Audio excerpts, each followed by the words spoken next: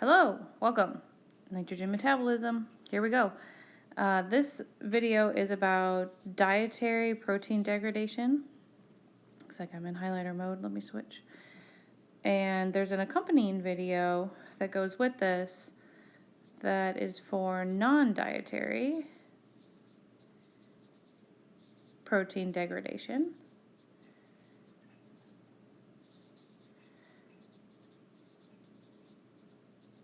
I decided to split them up in hopes of it being less confusing.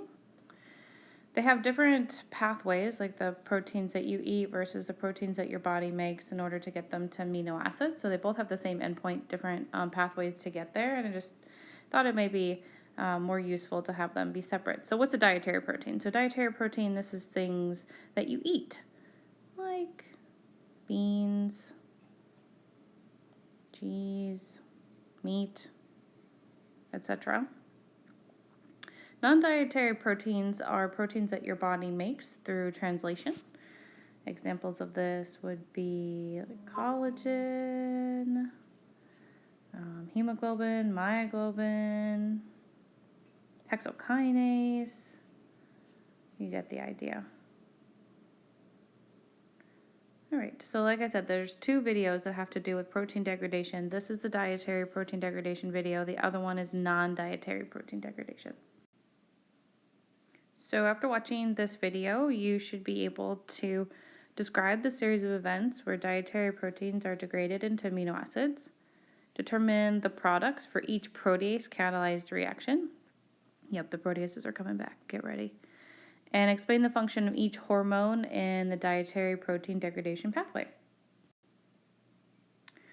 So like I alluded to earlier, whether the protein is a dietary, that means you ate it, or non-dietary. I guess I should put the non in front of the dietary.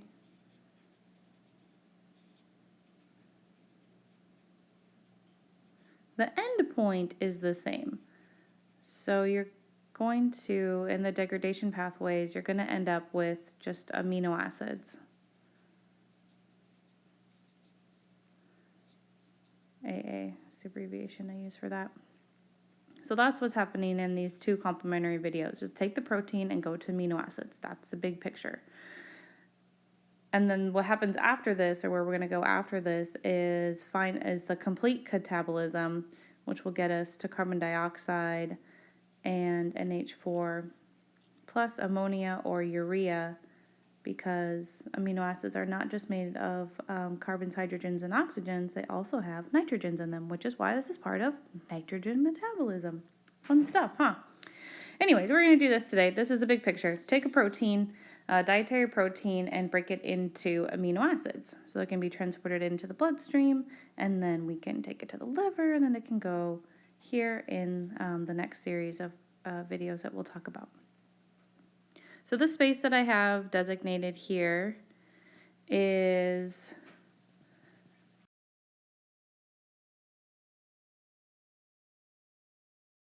I turned my microphone off. Anyway, so the space that I have here is for us to draw in. I was able to get everything that I wanted to get drawn on a piece of white computer paper. It didn't have to be white, it could be lined. And I have my computer paper rotated the hamburger way, or the way that it normally goes, like feeds through the printer. And I'm probably going to do that thing where I zoom and I zoom and I zoom and I zoom and I zoom. Just so you know that that's happening. I'm going to move the words out of the screen. There we go. All right, let's get the outline of what we're going to draw today.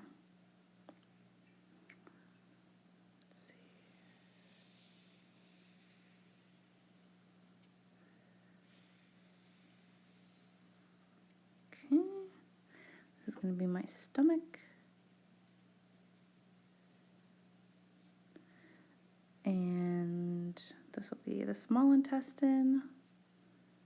That's an S.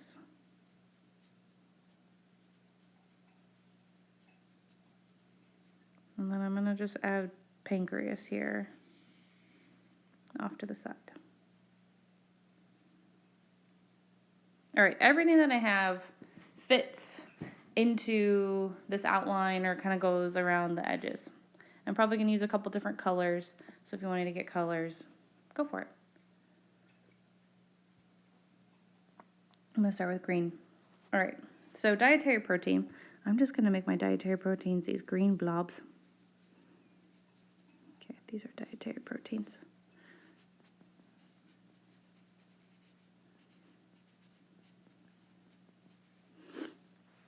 They enter into the stomach, and the first thing that happens is when they enter into the stomach, a peptide hormone is signaled called gastrin.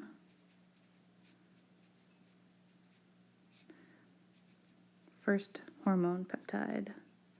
What does it mean to be a peptide hormone? It means that gastrin, a molecule made out of amino acids. That's all that means. Not all hormones are made out of amino acids. Some of them are derived from fatty acids to sterols to steroids. But gastrin is a peptide hormone, so it's just a short chain of amino acids all linked together. So gastrin is released in the presence of the dietary protein. So it's like, oh, hey, dietary proteins are here, and then it's going to go and trigger the release of two things from the stomach lining to say we need to start breaking down these dietary proteins. So gastrin will then trigger the release, maybe I'll put some cells, trigger the release of two things from different stomach cells. Those are my stomach cells. I'll stick with blue for a minute. It's going to trigger the release of HCl, and it's also going to trigger the release of pepsinogen.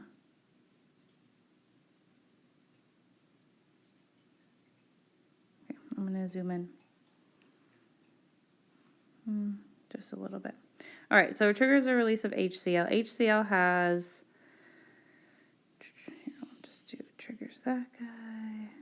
We'll move some more HCl out. HCl has a couple of functions. So, well, HCl has one main function, and then what happens after that? There's a series of things that happens after that. So HCl's purpose is to decrease the pH of the stomach to, usually goes to about 1.5 to 2.0, and that has three impacts. Three things that happen after the pH goes down. One, this causes the proteins to denature.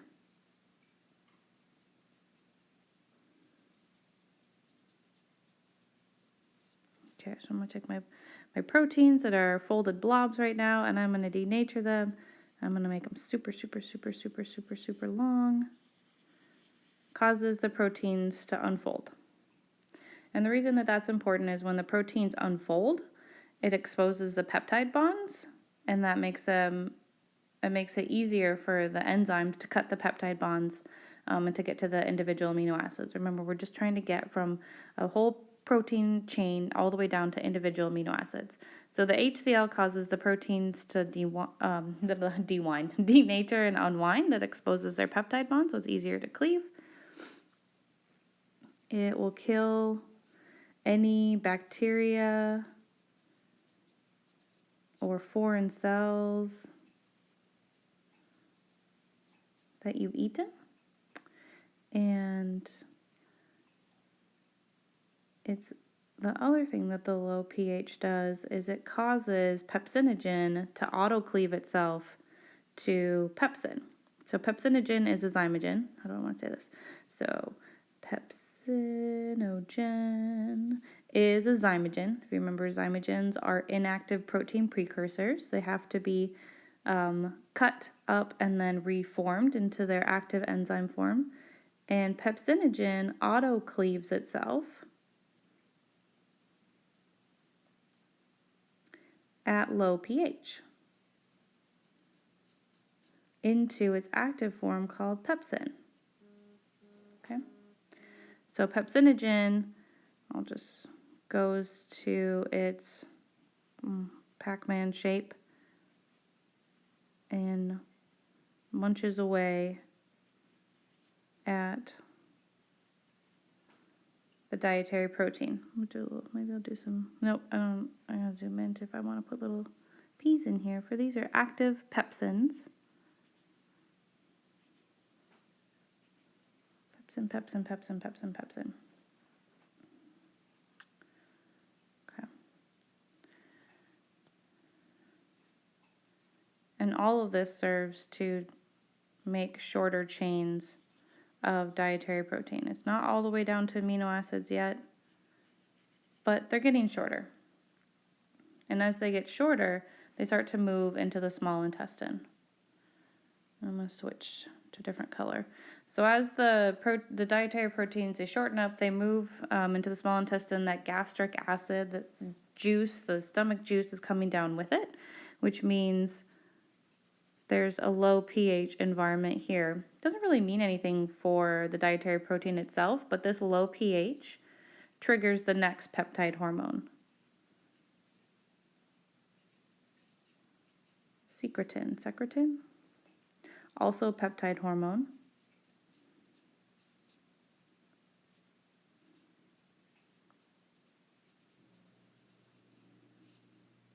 So secretin, peptide hormone is released into the blood in response to low pH, and it goes to the pancreas and signals the pancreas to move bicarbonate into the small intestine so that the pH increases. Again, this doesn't really do anything for the dietary proteins, but it's really important to have that pH increased. And what are we talking about? We're going back to pH 7 to 8. Oh, hey, where'd my thing go? pH 7 to 8. And it's important that we get that pH raised, or it's important that the pH increases, because the next series of proteases that get released are active in that 7 to 8 range. I'm just going to put a whole bunch of dietary proteins here. Okay.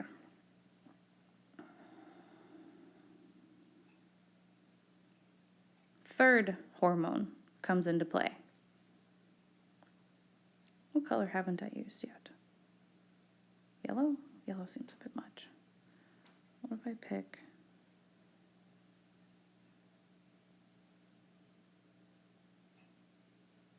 orange? Orange? Yeah. All right. Next hormone coming into play is called CCK, also a peptide hormone. I'm going to spell this out for you.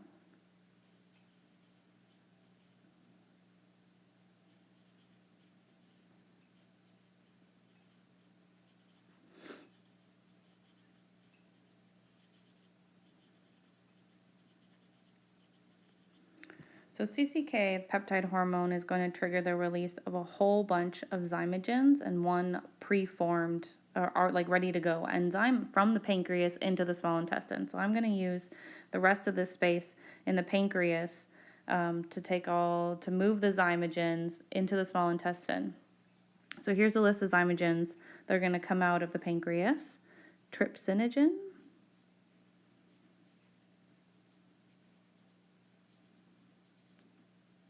chymotrypsinogen,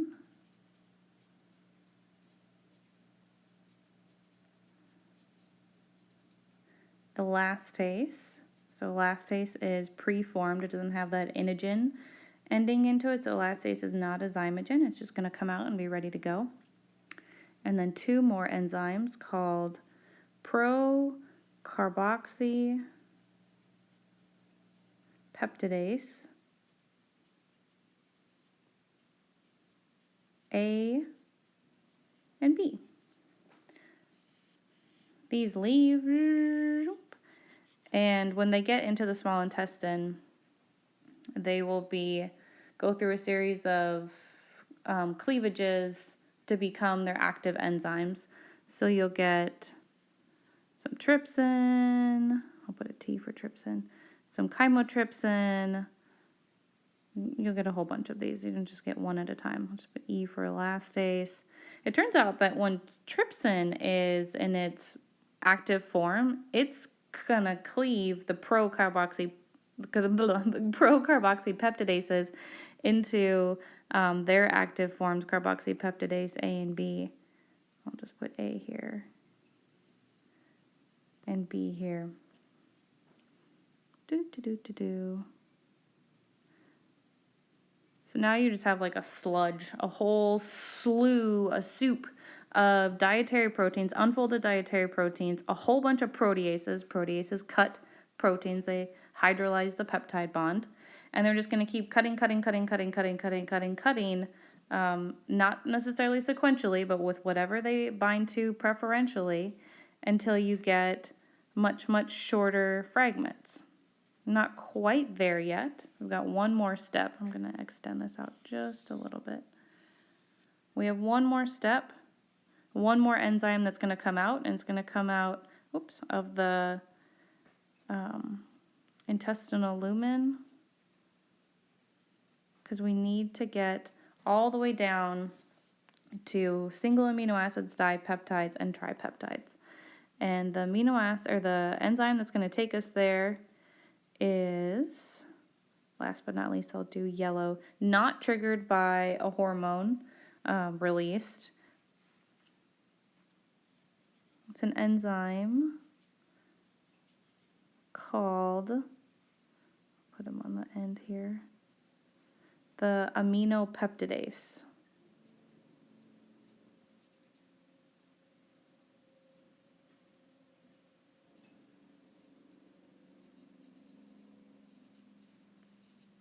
So that's the last enzyme in this whole cascade, the last step. And what results from this are single amino acids. I'll just represent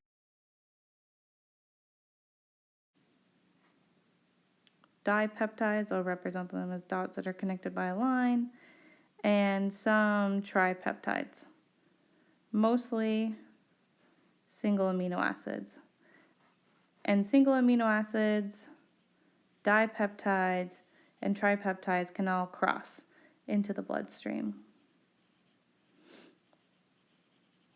And then they'll head to the liver. And in the next video, we'll meet them in the liver and we'll finish catabolizing, breaking down the amino acids into their bits and pieces.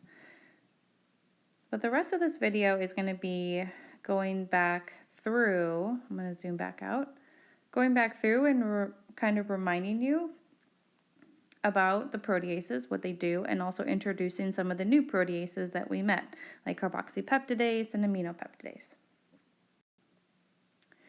So just as a reminder about zymogens, zymogens are inactive protein precursors, and I found this really nice image from the Protein Data Bank. You know how much I love that website. This Pepsin was a molecule of the month, and it had a really nice figure of the inactive version of Pepsin and then the active version of Pepsin. So as an inactive zymogen, which is just an inactive protein precursor. So it has it is a, 3D folded protein. But once Pepsin, this is Pepsin. This is Pepsinogen. Once Pepsin is introduced to the acidic environment, it auto-cleaves itself and takes this green and cuts out the green part. Why am I in the camera mode? What just happened? So these amino acids here that are highlighted in green.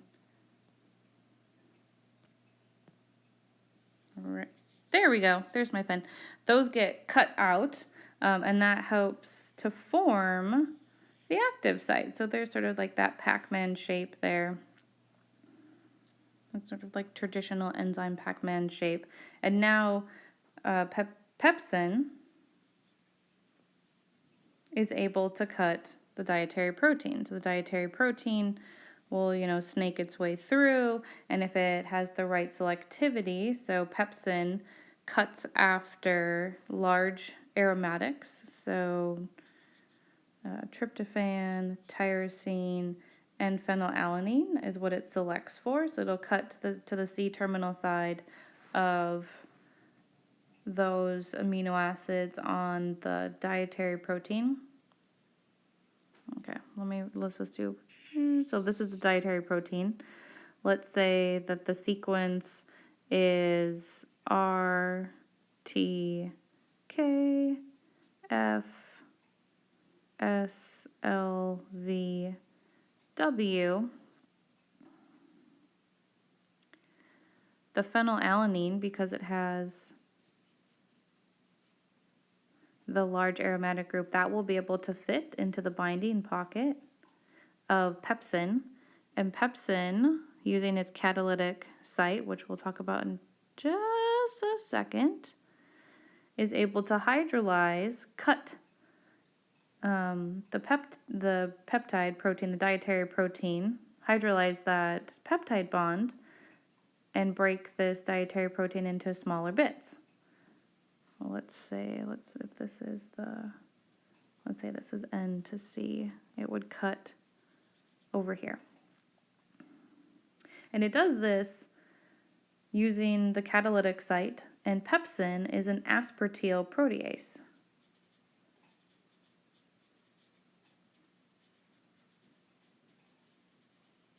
Which means it has aspartic acids in its active site. This image over on, sorry, I'm trying to find my highlighter. Highlighter, what do I want?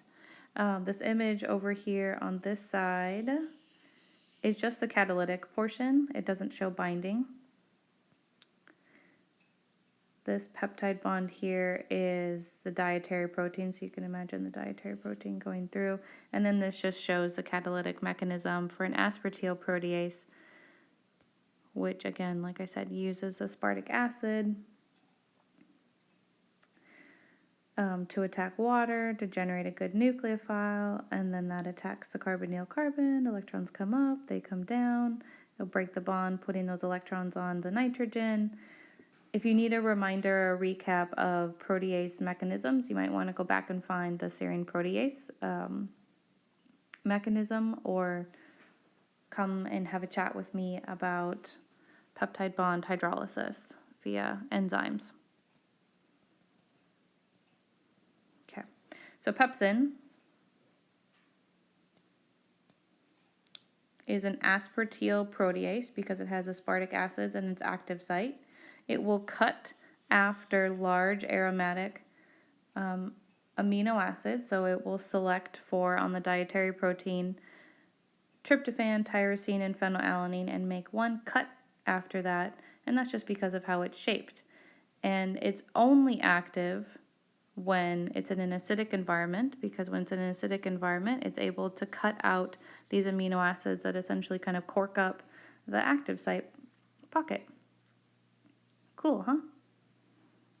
I think it's cool. 3 other proteases, so these 3 proteases, chymotrypsin, trypsin, and elastase, those enter into the small intestine when the pH is a little bit higher. So these are active at pH, in that pH 7 to 8 range. And all 3 of these are serine proteases, which means they use serine as the catalytic nucleophile, and serine, serine attacks the carbonyl carbon, electrons come up, electrons come down, and the second part of the mechanism, water, comes in to help hydrolyze, complete the catalysis. What am I saying? Each of these proteases are specific also for a particular side chain, so I wanted to just do a quick reminder about what each of them is specific for. So chymotrypsin, this is the chymotrypsin binding pocket, this is the trypsin binding pocket, and this is the elastase binding pocket. Okay, so again, this is the catalytic site, this is the binding site. In total, we talk about the binding and catalytic site in total are called the active site. You have to have both pieces.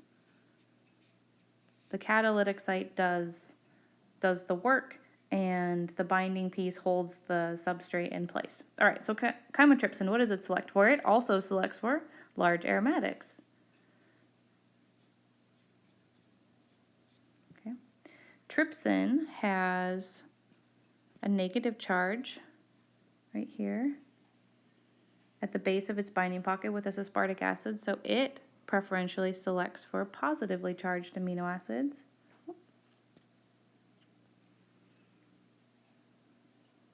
Excuse me. Click this button. Blue. Like lysine and arginine. And elastase has a very, very shallow pocket. So if it's got these larger amino acids in it, so it's got a really, really, really, really shallow pocket compared to the other two. So only small things can fit. And it has to be small nonpolars because what's in the pocket are nonpolar. Well, what can make contact are nonpolars. Because see, there's those are gray and these are gray. Okay, so things like alanine, glycine, and then sometimes a serine will also fit into the pocket. So that's what each of those are specific for. Then there's 3 other proteases that we met in the small intestine. Dang it. One of those, the carboxypeptidases, I guess 2 of those are the carboxypeptidases. So as the name suggests, the carboxypeptidases cut amino acids off the carboxy terminus or the C terminus. So I tried to find an image of this. So if you've got a peptide chain right here, oh, hey buddy, come here. This would be your dietary protein. Carboxy, this is the C terminus on the end. This is the C terminus with the carboxylate or the carboxylic acid. The carboxypeptidase will cut the C terminus amino acid off, carboxypeptidase. So you'll get, it kind of just works like in succession, like chomp, chomp, chomp, chomp, chomp, in from the C terminus towards the N terminus, one at a time.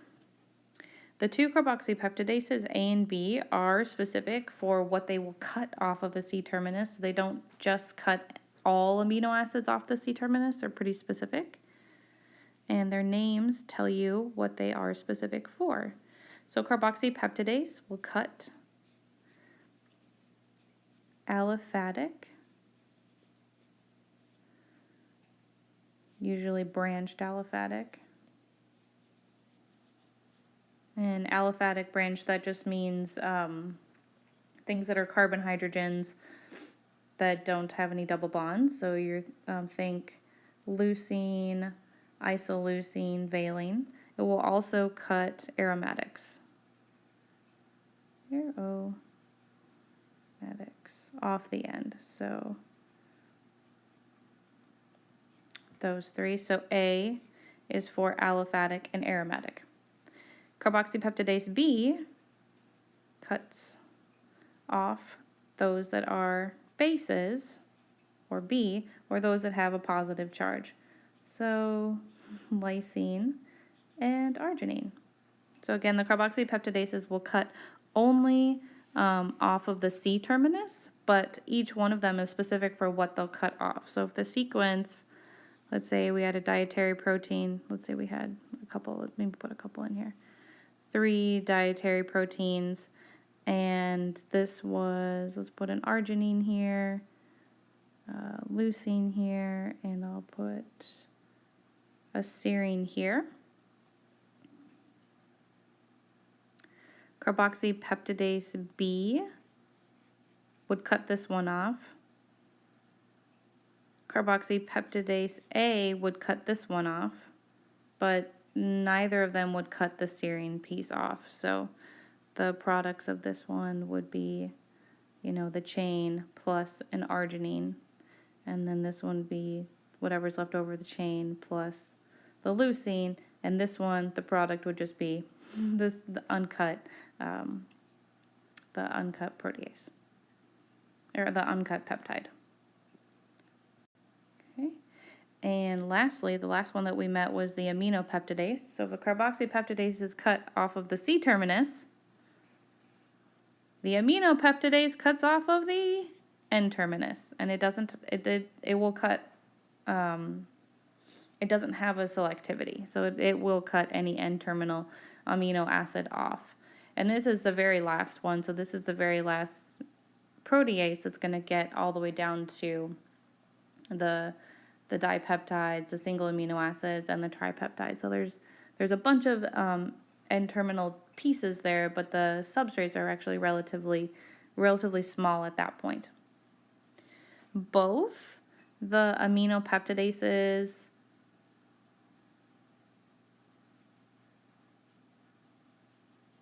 and the carboxypeptidases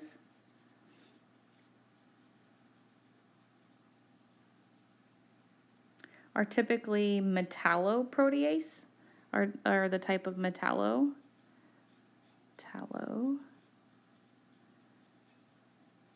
which means their active site has a metal that helps facilitate the reaction. So again, the substrate is here that's going to be cut. I don't know why I did that one instead of the highlighter. There we go. So this is again the dietary protein, the peptide bond that's going to be cut. And the mechanism here goes from this glutamic acid, attacks the water, which is also coordinated with the metal, the zinc, to create the good nucleophile that then attacks the carbonyl carbon. So in all of the mechanisms, water is used in all of them to hydrolyze the peptide bond. It's just which amino acid is helping create the good nucleophile, and is there a metal ion that helps create that good nucleophile. And for the case of the carboxypeptidases and the aminopeptidases, most of them are metalloproteases. There are some carboxypeptidases that are serine proteases or cysteine proteases. I'm not sure that I saw any that were aspartate but for the most part, these two fall in the category of metalloprotease. And that is all that I have. I will see you when I see you. Bye.